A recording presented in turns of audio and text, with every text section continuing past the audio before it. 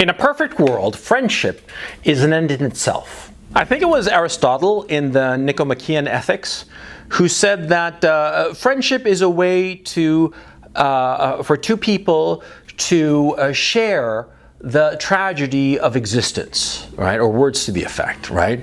And that's a noble sentiment. And the fact of the matter is, when you're young, when you're a child or a young boy or an adolescent or what have you, you make friends just because you like somebody. Because, they're cool. They're cool in your eyes, and you have a lot of things in common. Or perhaps you don't have that many things in common, but the things that you enjoy together strengthen your bond, whatever. It doesn't really matter how it happens, right? But you are friends with somebody just because you like them. But as you get older, you're going to find yourself having to be friends with people that, well, you need them for whatever reason, right? You need to be friends with them. They are important to your whatever, right? And so it's something that you have to... How could I put this? It's something you have to be realistic about. You have to be realistic about your friendships and why you make friends. You can't afford the luxury of being a child and being friends with somebody just because you like them, and more importantly, not being friends with somebody just because you don't like them.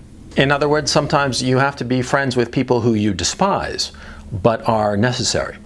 Necessary for your well-being, and necessary for your flourishing. Yeah.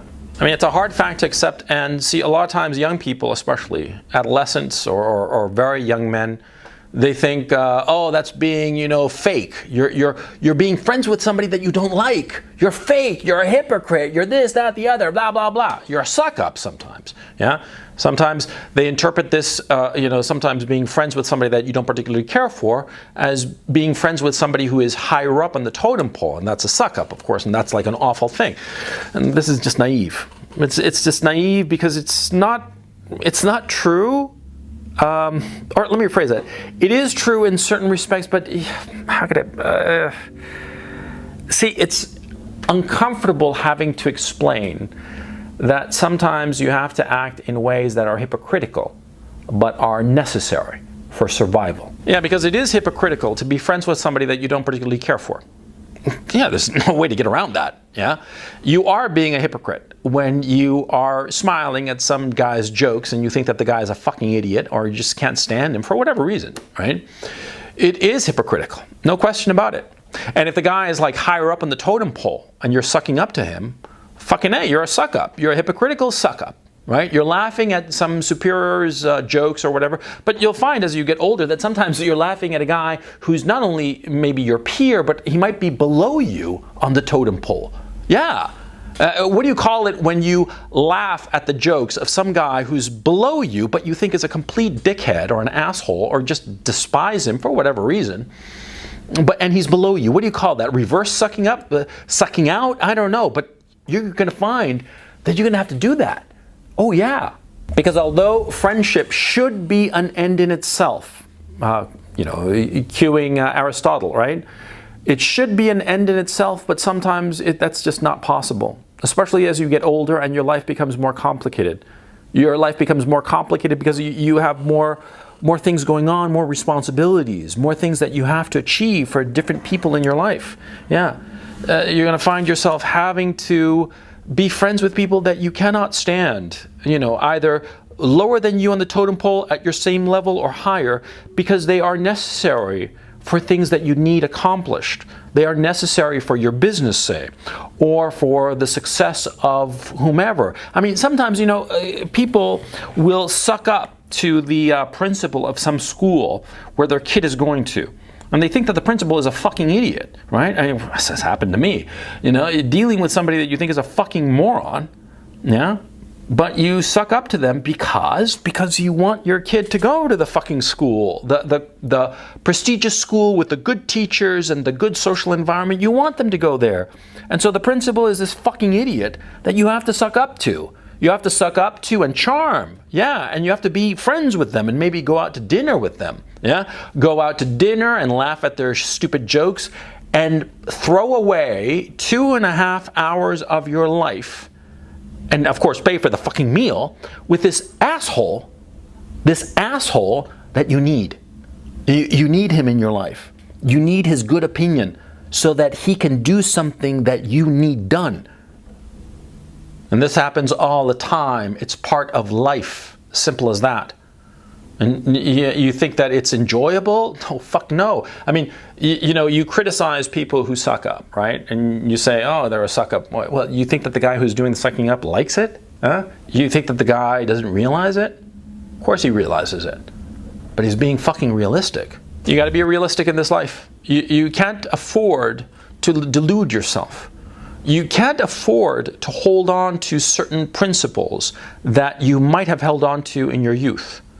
Because you see, when you're young, when you're a boy of say 5 years old, a boy of 10, an adolescent of 15, a young man of 20, even a young man of 25, you can afford to be friends with anybody, with everyone. Yeah, because it doesn't affect you. Yeah? But as you get older, it becomes necessary to trim your sails. Yeah? When you were like 20 or 15, right? You had some friend who started behaving like an asshole, you told him to fuck off. Fuck off and just ignored him and forgot about him, right? You cut him out of your life because he was an asshole or is this, that, the other. It doesn't matter why. Maybe there were objective defects about the guy, right? And you cut him out and you just ignored him and forgot about him and moved on with your other friends, right? You get older, you cannot afford to tell off somebody. When you're 15, you can afford to tell off some other 15-year-old that he's an asshole because he doesn't like the same music that you do, right? But when you're 35, 45, 55, you can't afford to do that. No, because that asshole that you tell off, yeah, maybe right this second, he can't hurt you. Maybe. Yeah, just let's argue, for the sake of argument, that right this second, this guy cannot hurt you in any way. So you might as well just tell him off, right? But the problem, is that the wheel goes round. What comes around goes around. And it could be that right now this guy you tell off righteously can't hurt you in any way right this second. But maybe next week or next month or next year he can. And if you tell him off, blow him off, make it clear to him, rub his nose in the fact that you're just rejecting him, right? Well, maybe next year, when the tables are turned, and he has a chance to hurt you, he's going to do it. He's going to fuck you up. Oh yeah. Because that's human nature, yeah? I mean, you tell off somebody when you're 15, and what the fuck are they going to do? Not a hell of a lot. Worst, you're going to get into some like push fight. Maybe, you're going to randomly swing at each other and see if you can knock each other's teeth out. And that's absolutely the worst that can happen, right? You get older, and you start to have some power in the world, and more to the point, the people you're dealing with also have power of their own. And you can hurt them and they can hurt you. See? And that's a fact of adult life. See, we adults, we are walking around with social nuclear weapons. We can hurt one another very badly. Yeah? And I'm not saying in any kind of illegal way. I'm saying in the sense that we can say things to one another that can potentially hurt one another badly, right? And we refrain from doing that. Why? Because we are aware that at some future point, some future that might not be that far away, I mean, it might be just a few days away or a week or two away, right? That person that we hurt can hurt us. And so we have to be hypocritical. We have to be hypocritical. There's a certain class of young person who hates hearing this truth. This class of young person, usually very naive, very idealistic, they have big ideals and big principles, and they're very self-conscious about these ideals and principles, right? And they're more than happy to spew them out to whomever crosses their path, right? They're the ones who, most despise the shit that I'm saying now. And they hear me and they think that I'm fucking Antichrist, right? But the thing is, see, you catch them not when they're 20 or 25, you catch them when they're 35, 40.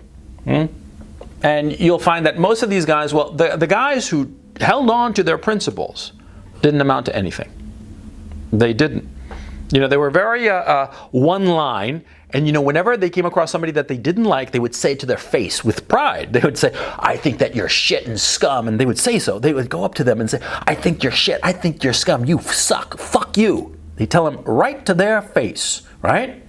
And they got enormous moral satisfaction, right? They felt on top of the world. They told off the assholes who crossed their path. They told them off good and decent and righteous and like, fuck yeah, right? Yeah, but they don't tell the fact that the guy that they told off later fucked them over good. I mean, fucking raped them probably. Raped them metaphorically, of course, but you know, metaphorical or actual, a rape is still a rape. Yeah, they ain't never talked about that. Oh no. You know, and so a lot of these guys are so self-righteous. A lot of these guys who make it a point of pride to tell people to their faces how much they hate them, right? A lot of these guys get fucked over. And then they ask themselves when they're 40, 45, how come their life is shit?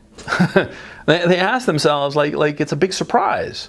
And they can't accept the fact that it was their behavior, their inability to understand that sometimes you have to play the game. Sometimes, a lot of times, you have to smile and be nice to people that you don't like. A lot of guys, talk about some CEO, right? Some CEO of some big corporation. And they say that, oh, he's just, you never know what he's thinking. He's so milquetoast and he always smiles to everybody. And whenever I hear some comment like that, I want to laugh. How the fuck you think that CEO got there, huh? He got there by fucking smiling to everybody, no matter how stupid what he was hearing actually was. Yeah, he heard some underling, or he heard, more to the point, some guy on the board of directors of some big company telling him that he should do this or do that, and it was a really fucking stupid idea, right? And what do you think the guy did, the CEO did? He smiled. He smiled and said, oh, that's a terrific idea. I'll think about it. I'll take it under consideration. And of course, he forgot about it, right? Because that's the way of the world. Yeah? And it doesn't matter if you're living in a capitalist society or a communist society. You can live in a monarchy or a minarchy, in whatever the fuck society you want to name, see? But the fact of the matter is that in order to rise up in the world, you have to have friends. And a lot of times these friends that you make are not people that you particularly care for, but you have to give them the illusion that you are friends by smiling at them and listening to their stupidity and keeping your moral opinions to yourself and not being so fucking dumb as to go up to a guy who's a fucking idiot and telling him to his face, you're a fucking idiot. A man who goes up to another man and tells him to his face, you're a fucking idiot, he is the actual fucking idiot. Because only a fool makes enemies when he could make friends.